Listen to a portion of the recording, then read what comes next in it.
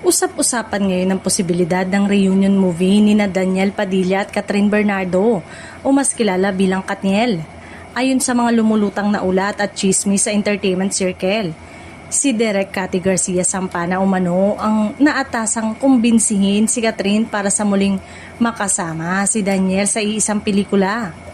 Gayunpaman, wala pang opisyal na kumpirmasyon mula sa magkabilang kampo sa ABS-CBN tungkol sa naturang proyekto.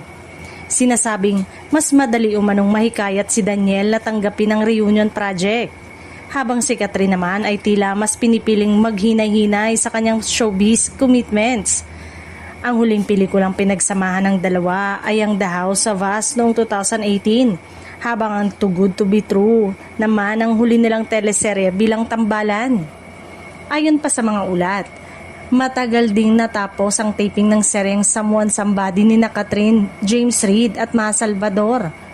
May mga nagsasabing tila pagod o burnout na ang aktres kaya mas limitado na rin ang kanyang paglahok sa ilang promotional activities.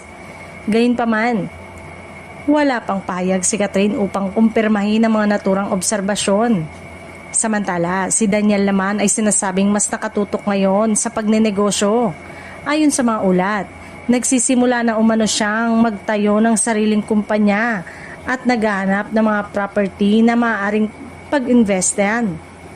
Dahil dito, may mga nagsasabing hindi na rin umano ito gaanong interesado sa sunod-sunod na teleserye.